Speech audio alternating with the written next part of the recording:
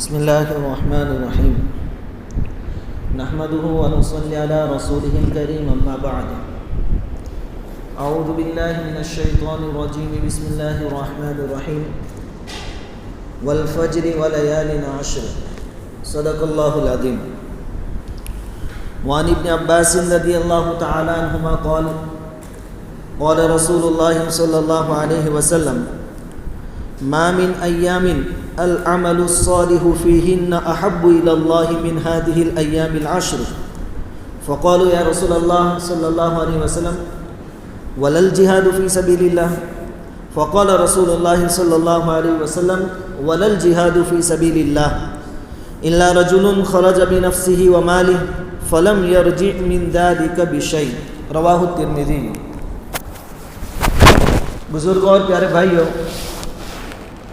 اللہ رب العزت کا بے انتہا کرم اور احسان ہے کہ اللہ تعالیٰ نے ہمیں ایمان کی دولت سے نوازا ہے۔ مرتے دم تک اللہ رب العزت ہمارے ایمان کی عقائد کی حفاظت فرمائے۔ ذوالقعدہ کا یہ مہینہ پورا ہونے کی تیاری میں ہے، 4-5 دن باقی ہیں۔ قرآن کریم میں سے سورہ فجر کی 2 آیتیں پڑھی، والفجر ولیال عشر۔ ان 2 آیتوں میں اللہ رب العزت نے فجر کے وقت کی قسم کھائی ہے اور 10 راتوں کی قسم کھائی ہے۔ مفسرین نے سوال قائم کیا کہ یہاں 10 راتوں سے کون سی 10 راتیں مراد ہیں؟ مفسرین نے اس کا جواب دیا کہ ذی الحجہ کی پہلی 10 راتیں مراد ہیں۔ جو مہینہ شروع ہونے جا رہا ہے ذی الحجہ کا، اس کی پہلی 10 راتیں مراد ہیں۔ اور جس چیز کی قسم اللہ رب العزت کھاوے وہ چیز کتنی امپورٹنٹ ہوگی، کتنی اہمیت والی ہوگی، ہم اندازہ لگا سکتے ہیں۔ تو اللہ نے ان 10 راتوں کی قسم کھائی۔ دوسری بات، ترمذی شریف کی ایک روایت میں نے آپ کے سامنے پڑھی، حضرت عبداللہ ابن عباس رضی اللہ تعالیٰ عنہما فرماتے ہیں کہ نبی کریم صلی اللہ علیہ وسلم نے ارشاد فرمایا کہ ذی الحجہ کے پہلے 10 دنوں میں نیک عمل جو آدمی کرتا ہے وہ اللہ رب العزت کو باقی تمام دنوں کے نیک عمل سے زیادہ محبوب اور زیادہ پسندیدہ ہے۔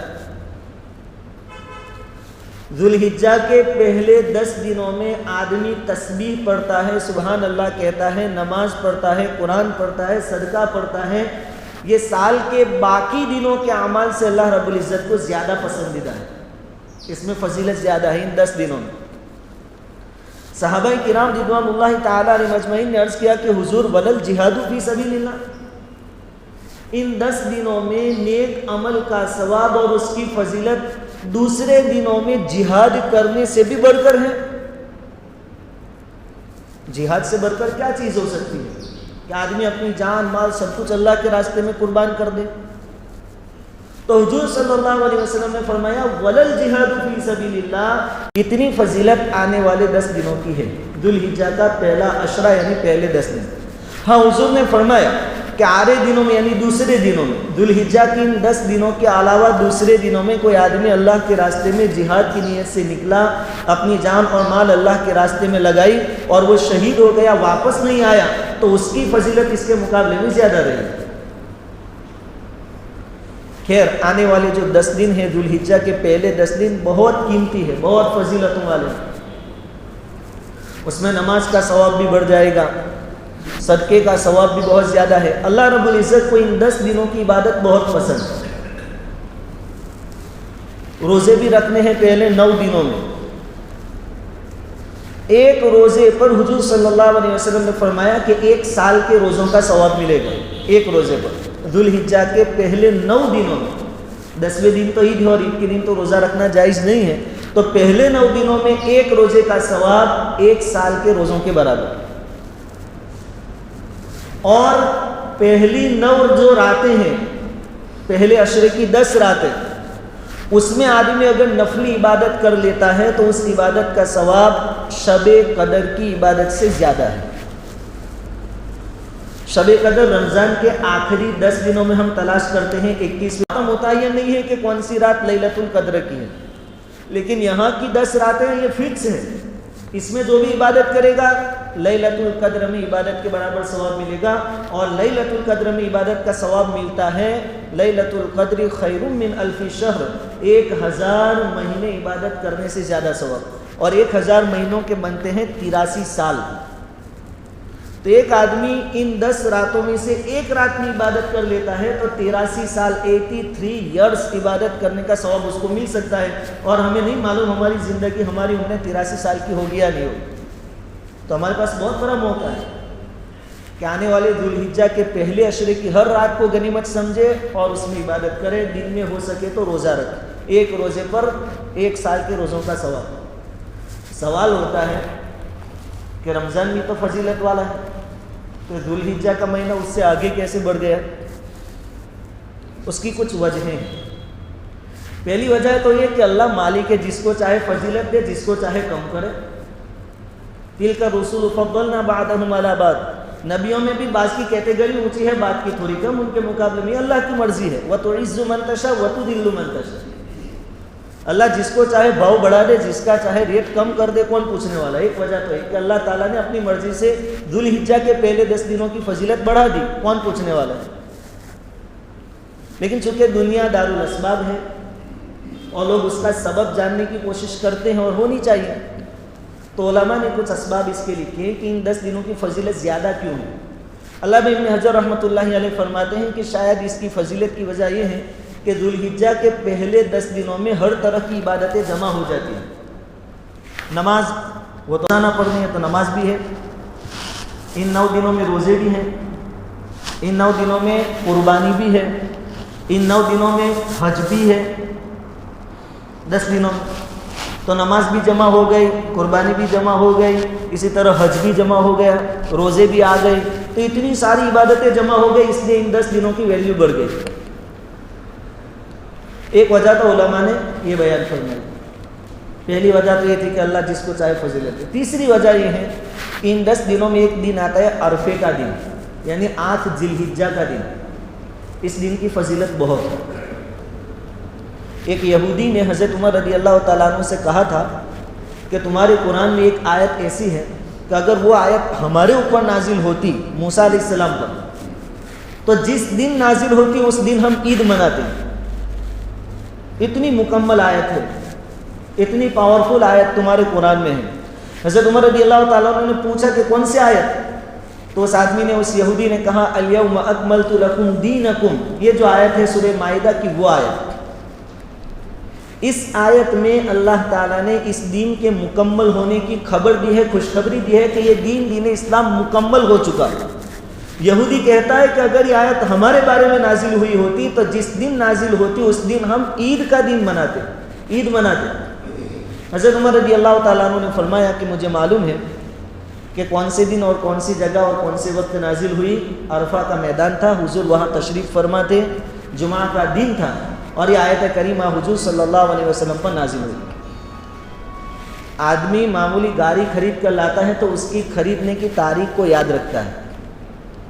آدمی شادی کرتا ہے تو سال کے بعد اسی تاریخ کو اینیورسری مناتا ہے، خوشی مناتا ہے۔ یہ خوشیاں تو ختم ہونے والی ہیں، یہاں تو دین مکمل ہوا، اس کی خوشی تو کتنی ہو،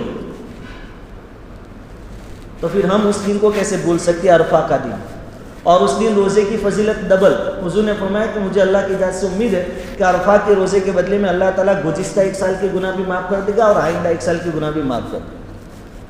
تو عرفہ کا دن ان 10 دنوں میں آتا ہے، اس لیے بھی اس کی فضیلت زیادہ ہے۔ حج کا موقع ہے، اس لیے بھی زیادہ ہے۔ اور قربانی کا دن ہے، آخری جو دن ہے 10واں دن، 10 ذی الحجہ، یہ قربانی کا دن ہے۔ اور ایک حدیث میں حضور صلی اللہ علیہ وسلم نے صراحت کے ساتھ ایک دم صاف الفاظ میں کہہ دیا کہ اللہ تعالیٰ کو دنوں میں سب سے زیادہ پسندیدہ دن 10ویں ذی الحجہ کا ہے، یعنی بقرعید کا دن۔ تو بہت ساری وجوہات ہیں جس کی بنا پر آنے والے ذی الحجہ کے پہلے 10 دنوں کو اور پہلی 10 راتوں کو بہت زیادہ فضیلت حاصل ہے۔ ہمیں کوشش کرنی چاہیے کہ ہم اس سے فائدہ اٹھاویں، ہو سکے تو دن میں نفلی روزے رکھیں، ایک روزے پر 1 سال کے روزوں کا ثواب، اور راتوں کو عبادت میں گزارے جتنی بھی ہو سکے۔ کم سے کم 5 وقت کی نماز ٹائم پر پڑھ لے، تہجد کی 2-4 رکعت پڑھ لے، کچھ صدقہ کر لے راتوں میں، تو شب قدر میں یہ عمل کا جو ثواب ہوتا ہے اتنا ثواب ان دنوں میں ملے گا۔ اور ان 10 دنوں میں ایک بڑی عبادت جو ادا کی جائے گی وہ ہے قربانی. 10, 11 اور 12 ذی الحجہ. اب کس پر واجب ہوگی نہیں ہوگی انشاءاللہ اگلے جمعہ کو مسئلے مسائل پر جائیں گے، لیکن ہم پہلے یہ دیکھ لیں کہ قربانی کا مقصد کیا ہے. شریعت نے جتنے احکام دیے ہیں اس میں کچھ نہ کچھ حکمتیں ہیں، بلکہ بہت ساری حکمتیں ہیں. یہ بات اور ہے کہ ہمارے دماغ، ہمارا ذہن وہاں تک پہنچتا نہیں ہے. فجر کی نماز میں شریعت کہتی ہے کہ زور سے قرات کرو، عشاء میں زور سے کرو، مغرب میں زور سے کرو، ظہر اور عصر میں کہا کہ دھیرے سے کرو، امام صاحب دھیرے سے پڑھیں گے. فجر میں کہا کہ لمبی قرات کرو، ظہر میں بھی لمبی کرو، عصر میں بھی درمیانی کرو، مغرب عشاء میں شارٹ کٹ کرو، تھوڑی چھوٹی کرو. کیا وجہ ہے؟ اس کی بہت ساری حکمت ہے، لیکن اوپر کی بات کہ بھائی فجر میں بازار بند ہوتے ہیں، ایکسٹرا کوئی ساؤنڈ، کوئی آواز آتی نہیں ہے، تو امام جو قرات پڑھے گا سب لوگ اطمینان کے ساتھ اس کو سن سکیں گے. تو یہاں امام کو کہا جا رہا ہے کہ شانتی ہے، خاموشی ہے، آپ زور سے قرات کرو، لوگ بھی اطمینان سے سنیں گے. فجر میں لمبی قرات کرو، کیونکہ رات بھر آرام کر کے انسان ایک دم تازہ دم ہو کے آیا ہے مسجد میں، نہ تھکاوٹ ہے نہ کچھ اور کوئی پرابلم ہے، اطمینان سے نماز پڑھا ہے، تھوڑی زیادہ پڑھو. اس لیے فجر کی نماز میں 60 سے 100 آیتیں پڑھنا سنت ہے. فجر کی 2 رکعت میں ملا 60 سے لے کر 100 آیتیں. حالانکہ اس پر عمل اس وقت نہیں ہو پاتا. ظہر اور عصر میں کہا کہ آہستہ قرات کرو، آواز مت کرو، کیونکہ بازار چالو ہے، طرح طرح کی آوازیں آ رہی ہیں، گاڑیاں جا رہی ہے، سواریاں جا رہی ہیں، الگ الگ قسم کی آوازیں آ رہی ہیں. قرات کرو گے تو تم خود اچھی طرح نہیں کر پاؤ گے اطمینان سے، پیچھے والوں کو سمجھ میں نہیں آئے گی بات، دھیرے سے پڑھو. مغرب عشاء میں پھر بازاریں بند ہو گئے، اب زور سے پڑھو.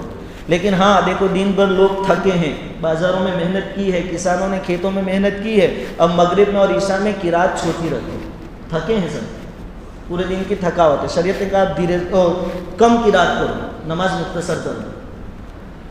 اس کی بھی ایک حد بیان کر دی کہ کہاں سے کہاں تک پڑھنا ہے. تو ہر حکم میں حکمتیں بے شمار ہیں.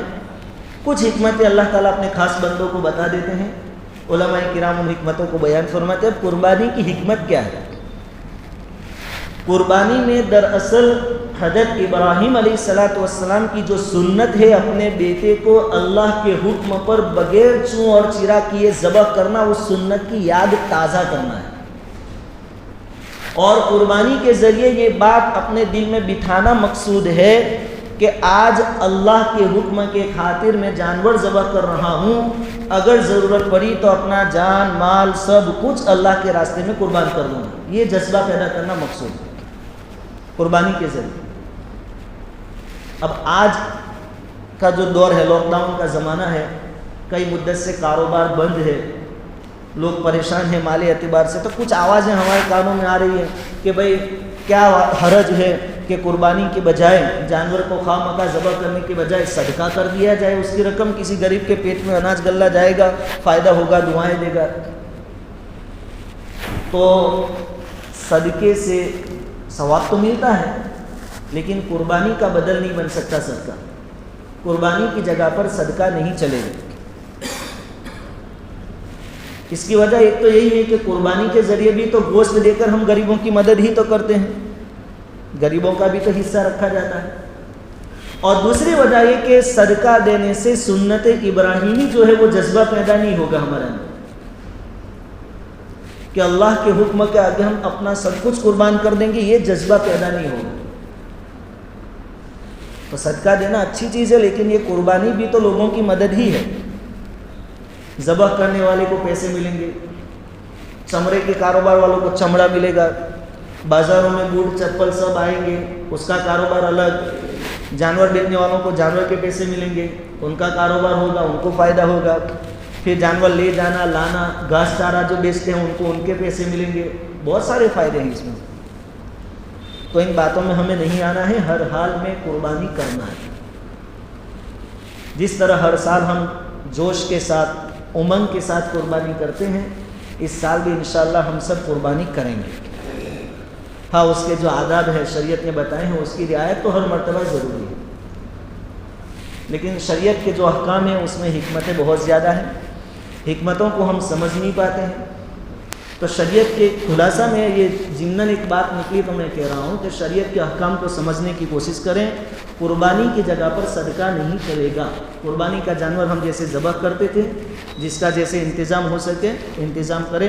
اور آنے والے جو 10 دن ہیں جس میں ایک روزے کا ثواب 1 سال کے روزوں کے برابر, رات میں عبادت کا ثواب لیلۃ القدر میں عبادت کے ثواب کے برابر, ان آنے والے دنوں کو وصول کرنے کی کوشش کریں. اللہ رب العزت کہیں سنی باتوں پر کہنے سننے سے زیادہ عمل کی توفیق عطا فرمائے.